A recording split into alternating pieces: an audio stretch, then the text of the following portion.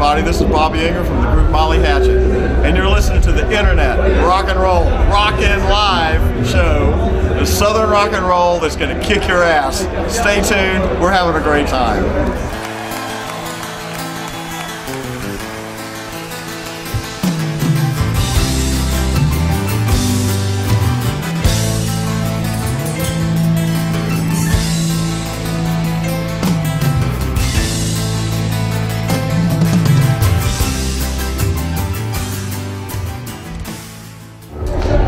Got in. You know, we've been over in the United States touring, and we had you know, a couple other shows here in Europe. When we came and we hit the stage this afternoon, I got to tell you something. We felt like kids again. You know, I mean, we felt like this is like, whoa, look at all these people. This is great. But everybody was responding. You know, they were responding to what we were playing. They knew the music. You know, they know what we do. We translate, you know, our truth, honesty, friendship, the good times that we've had, the struggles we've been through, and we're telling our story on stage, and we can see them react out there to what we do. And for some reason today translated great. I mean, we had a fantastic time, a lot of nice folks here, and you know, we love France anyway, so it was good to be here. So I don't know, I guess the feeling that I got, you know, it was like everything was clicking, everything was happening, and it felt just great.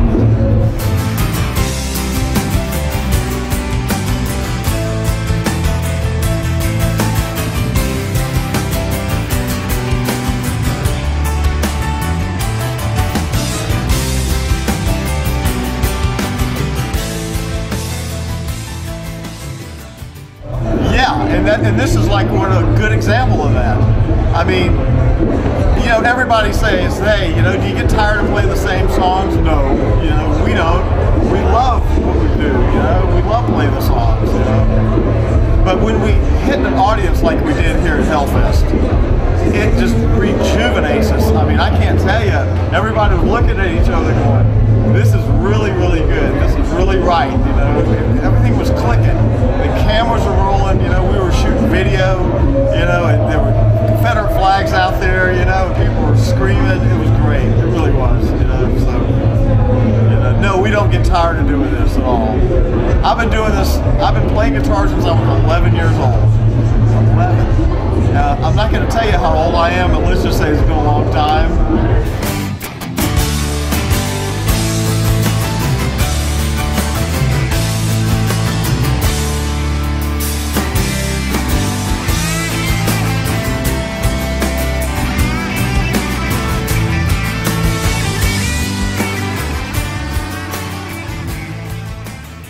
Our music on stage is just the way it's been over the past 35 years.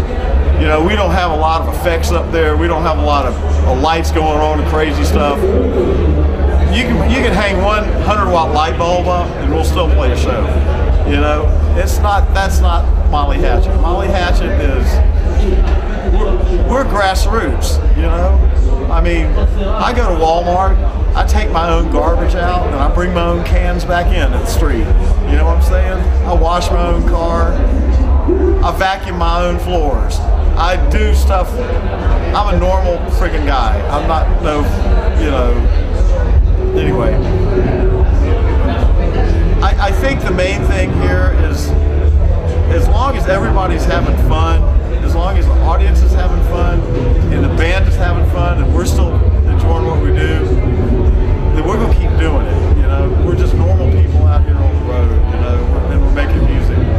We do make a lot of people happy, and we relate to that, and that's what makes us feel good.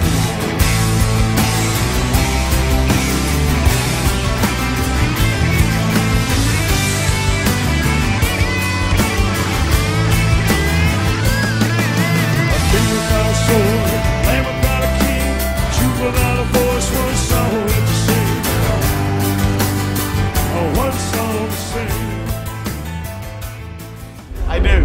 I remember a first gig before Molly Hatchet with Danny Joe Brown. I gave Danny Joe Brown, the original singer, his first singing job. I handed him the microphone. he was an insurance agent for Metropolitan Life, and would go knock on doors and get money, you know, and he never sang in a band before in his life. And I was 17 years old, and he was just a few years older, and he said, and I was looking for a singer at the time, you know, and he came up to me, and I'll never forget it. He said, Bobby, I want to audition for your band, you know, and I said, okay. I said, you know how to sing? He says, yeah. And I'll never forget this. I said, do you know how to be a front man? And Danny says, what's that? And I'll never forget that as long as I live. And he turned out to be one of the best front men in the rock and roll industry. Definitely, you know. God rest his soul. He died in 2005, you know. And Phil McCormack has been in here, you know, about 10 years before that. So I don't know. Yeah, I do remember my first gig, you know, and I mean, it's hard to say if it's that much different than it is now. Well, yeah, with all this other stuff going on, but not the way that I approach guitar, not the way that I feel about the music. It's still the same. A wise man told me there's something you should know. The way you judge a man is to look into your soul, and you'll soon see everything. A voice from the past might be a piece of change. He paid a price, now he's free in the last of Yeah, I do. I really do. Finish your school, number one. Seriously. I started college when I was 17, and I got out when I was 21 with an accounting degree. I had my bachelor's 4 years from University of North Florida. And I think that is a key thing. If you're going to stay in the business a long time, you got to know about how to run a business. You got to have some smarts. You got to be able to get through business decisions and oversee contracts and that type of stuff. So definitely go to school. You know, don't give up. You know, and like in my case, I haven't been in school in 30 years. 35 years is when I graduated from college. I was just, last year, I was just sitting around my house saying, you know, there's got to be more to the legal aspect of the music business than I know up here, you know. So I started my first year in law school last year. I finished my first year, starting my second year in a couple months. So, and it's about entertainment law. So I'm learning now. There's 100,000, there's a million things I did right and 100,000 things I did wrong. Now I'm learning the 100,000 things, the legal stuff that I didn't know and everybody kept from me. Now I'm learning it. And I suggest that education is power, and education gives you a determination. And take that determination and that power, channel it into the music, and keep the music going. We call it a true love. How many times was good men die? How many tears will the children cry? Until we stumble in what's happened. I stop the laughter. There's two of them actually, but one of them was when I was a kid, just on tour. It was like oh my gosh, I was 22 years old, just finished my first record. Glenn Johns, who produced Led Zeppelin's first album, and the Stones, and the Who, and the Eagles, and mixed like one of the mixes for the Beatles. That was my first producer. And I remember on that tour, the stage giving way. And when the stage gave way, I fell straight down. It was in Fayetteville, North Carolina. And it wound up in a magazine called Circus Magazine, you know. And a guy came up to me a few years ago and said, "Hey man, you're the guy." And I went, "What do you mean I'm the guy?"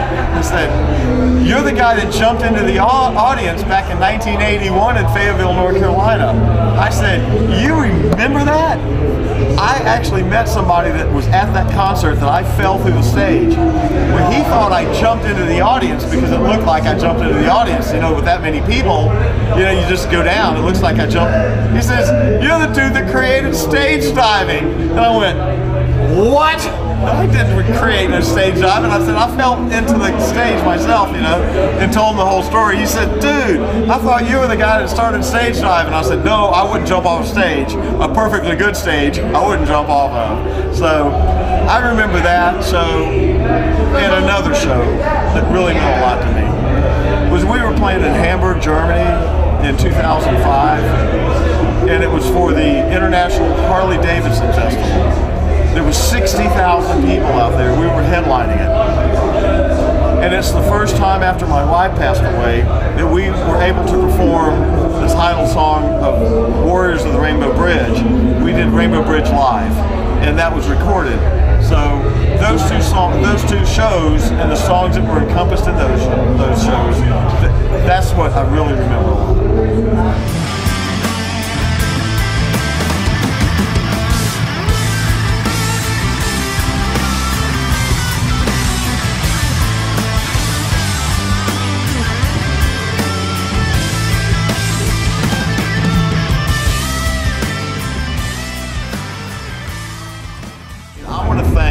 Everybody for sticking with us. All the ups and downs, the great times, the party times, you know, and all the bad times, and all the struggles that the band has been through, all the member changes that took place.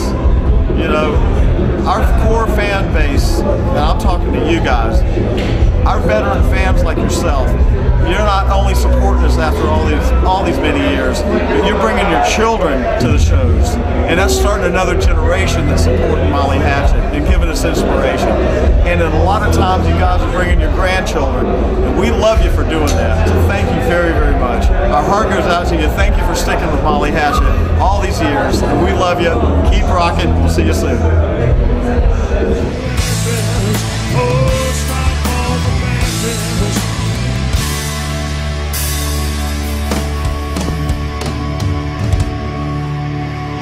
I pledge allegiance to the flag of the United States of America, to the republic for which it stands, one nation, under God, indivisible, with liberty and justice for all. Hell yeah!